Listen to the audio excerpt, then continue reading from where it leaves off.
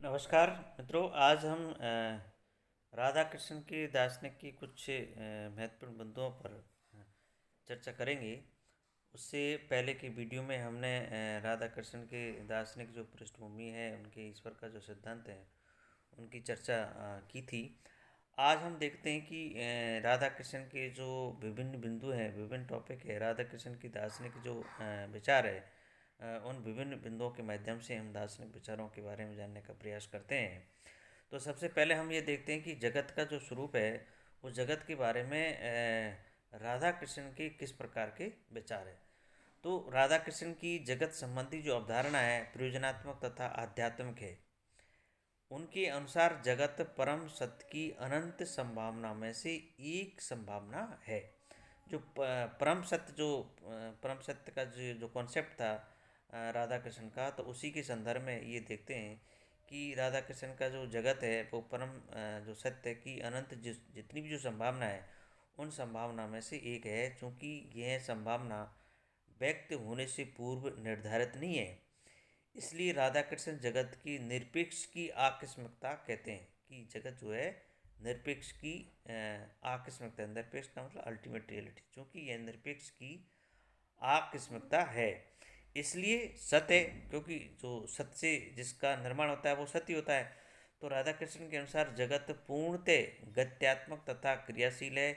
इस जगत का चरम लक्ष्य है अध्यात्म रूप हो जाना, जिसके कारण जगत में क्रियाशीलता देखी जाती है।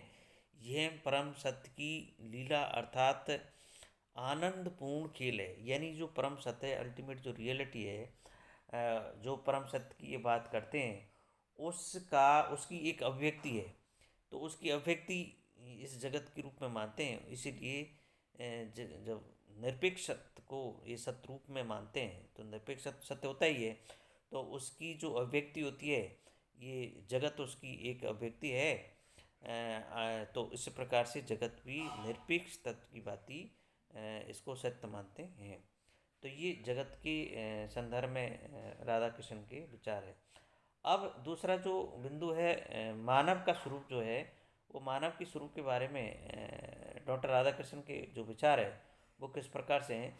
तो राधा कृष्ण के अनुसार मानव स्वरूप के दो पक्ष है, एक भौतिक और दूसरा अभौतिक। अभौतिक जो पक्ष होता है उसको आध्यात्मिक पक्ष बोलते हैं। तो भौतिक पक्ष को ससीम पक्ष तथा अभौतिक पक्ष को असीम पक्ष भी कहा जाता है। तो ये मानव का दो रूप मानते हैं, दो स्वरूप मानते हैं, एक भौतिक और एक दूसरा आध्यात्मिक। राधा कृष्ण के अनुसार शारीरिक पहलू मानव स्वरूप का भौतिक पक्ष है। ये जो शरीर है, इसको ये भौतिक पक्ष मानते हैं। इसे ससीम इसलिए कहा जाता है क्योंकि इसका ज्ञात तत्वों के आधार पर निर्धारण तथा प्रतिरूपण जो है संभव है। इस पक्ष का मानव वातावरण में स्थित मानव है। राधा कृष्ण का मानव का यह पक्ष भी वास्तविक है तथा इस पक्ष के स्तर पर भी संगठन व्यवस्था तथा एकता होती है। तो ये इस प्रकार से इसके भौतिक पक्ष की व्याख्या करते हैं।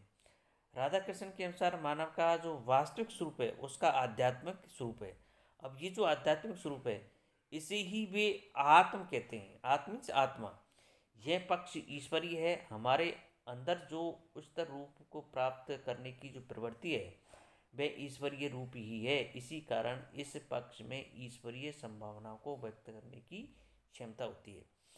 मनुष्य में सौंदर्य बोध, नैतिकता, धार्मिक प्रेरणा, मुमुक्षुत्व आदि इसी पक्ष के कारण होते हैं।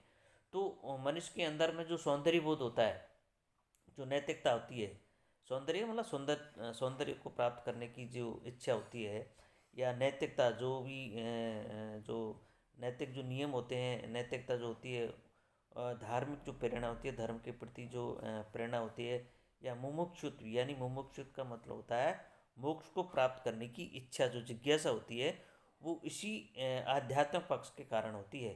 तो ये इस प्रकार से यहाँ डॉक्टर राधा कृष्ण जो है मानव की जो स्वरूप के दो पक्ष की बात करते हैं, एक भौतिक पक्ष और दूसरा आध्यात्मिक पक्ष। तो इसको इस रूप में हम समझ सकते हैं कि जो हमारा शरीर है ये तो भौतिक पक्ष है, और हमारे शरीर के अंदर जो आत्मा है, जो चेतना है, उसको ये आध्यात्मिक पक्ष कहते हैं। तो ये आध्यात्मिक जो पक्ष है उसी के कारण जो है व्यक्ति में नैतिकता, शुभ कर्म करने की जो प्रेरणा होती है वो इसी आध्यात्मिक तत्व के कारण होती है।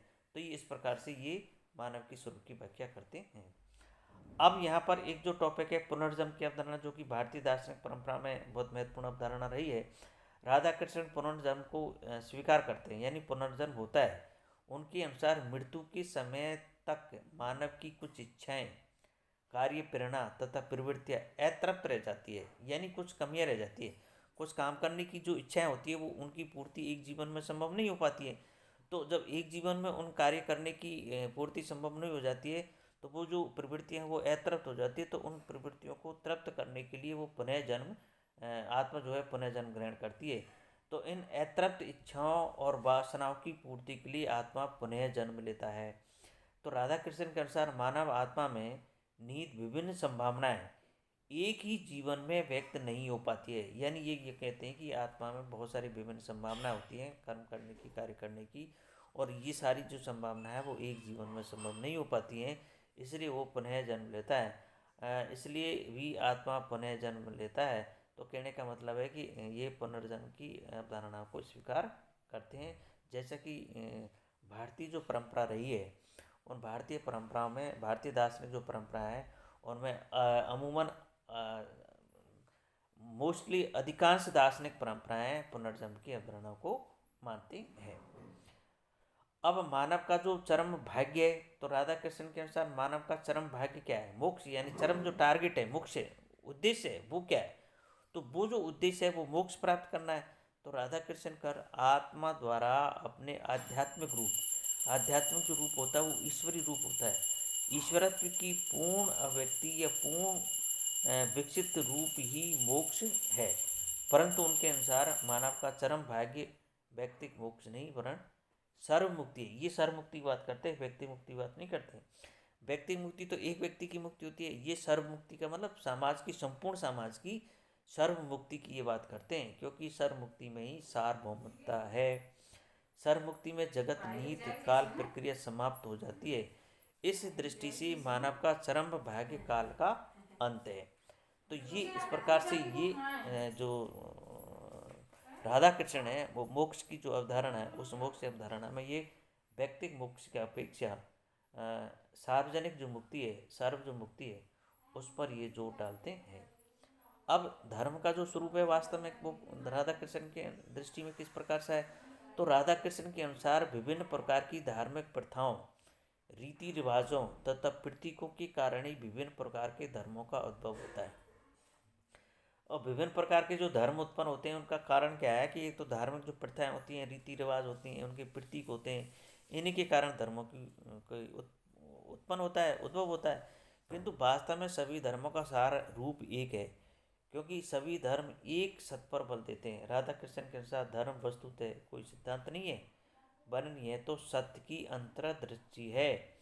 इस अंतर्दृष्टि के आधार पर ही यह स्पष्ट होता है कि मानव के अंतर में कुछ है जो इस दृश्य रूप से उच्चतर है। यानी इस दृश्य रूप का मतलब इस व्यवहारिक जगत से उच्चतर कुछ है। तो वो जो अंतर्दृष्टि है उसके माध्यम से उस उच्चतर रूप को प्राप्त करने का प्रयास करते हैं। यह कुछ ही सतरूप है। राधा कृष्ण इस कुछ को मानव में निहित ईश्वरत्व का अंश कहते हैं। इस ईश्वरत्व की समझ ही धर्म का सार रूप है। राधा कृष्ण के अनुसार मानव में निहित ईश्वरत्व भाव की अनुभूति को जागृत करने का प्रयत्न करना है, यही सर्वोच्च धर्म तथा वास्तविक धर्म है। तो ये धर्म के प्रति जो है राधा कृष्ण के जो विचार है वो इस प्रकार से है। अब ये देखते हैं कि सब धार्मिक जो अनुभूति है वो क्या होती है। तो राधा कृष्ण के अनुसार मानव निहित ईश्वरत्व भाव की अनुभूति ही धार्मिक अनुभूति होती है। यानी ईश्वर का जो भाव होता है उसकी जो अनुभूति होती है उसी को ये धार्मिक अनुभूति कहते हैं। इस अनुभूति द्वारा मानव पूर्ण आध्यात्मिक जीवन को आत्मसात करता है, क्योंकि इस अनुभूति में विषयी तथा विषय का द्वैत पूर्णतः समाप्त हो जाता है। ये विषय, विषयी और विषय, विषय का मतलब जो ज्ञान प्राप्त करने वाला है, विषय जिसका ज्ञान प्राप्त होना है। तो ये विषय विषय का जो जो भेद है वो भेद यहाँ पर पूर्णतः समाप्त हो जाता है। ये जो द्वैत की अवधारणा है वो समाप्त हो जाती है। तो वे पूर्णतः एक रूप हो जाते हैं। यह एक आंतरिक तथा स्वतंत्र वृत्ति है। इस अनुभूति के फलस्वरूप मानव में सांसारिकता से विरक्ति का भाव उत्पन्न होता है। यानी सांसारिकता से ये विरक्ति का भाव उत्पन्न हो जाता है। इस अनुभूति के फलस्वरूप मानव शांति तथा आनंद का अनुभव करता है। इस अनुभूति के फलस्वरूप ही मानव अहम भाव से ऊपर उठकर, अहम भाव का मतलब जो अहंकार है, उस अहंकार से ऊपर उठकर ये अनुभूति स्वतः स्थापित एवं स्वयं प्रमाणित तथा स्वयं प्रकाशित होती है। तो ये इस प्रकार से यहाँ पर ये धार्मिक जो अनुभूति है, उस धार्मिक अनुभूति की यहाँ बात करते हैं। अब हम ये देखते हैं कि राधा कृष्ण की जो ज्ञान मीमांसा है, उस ज्ञान मीमांसा का वास्तव में आधार क्या है। तो राधा कृष्ण के साथ परम सत्य का ज्ञान ही वास्तविक ज्ञान है।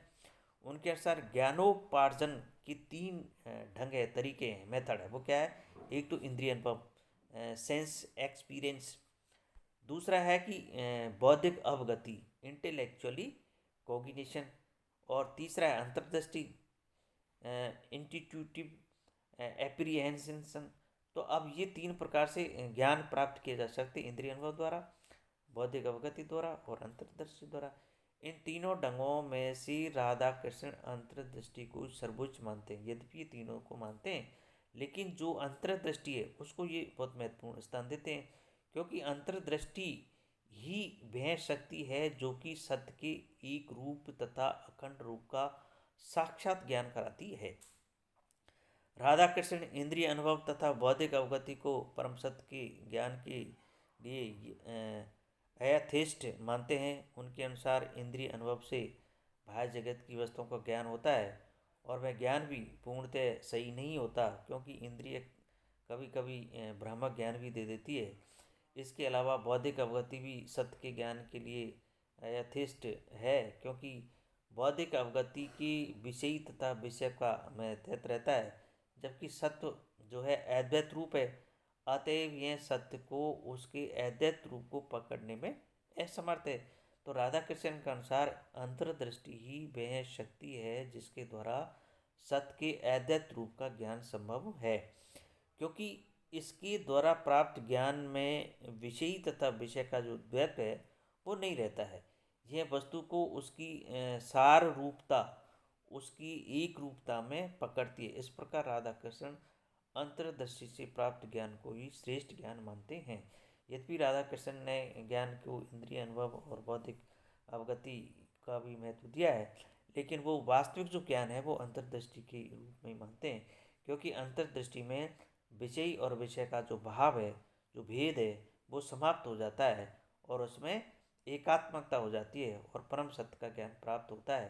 तो ये इस प्रकार से राधा कृष्ण के जो ज्ञान मीमांसा जो कॉन्सेप्ट है, वो इस प्रकार से इन्होंने समझाने का प्रयास किया है।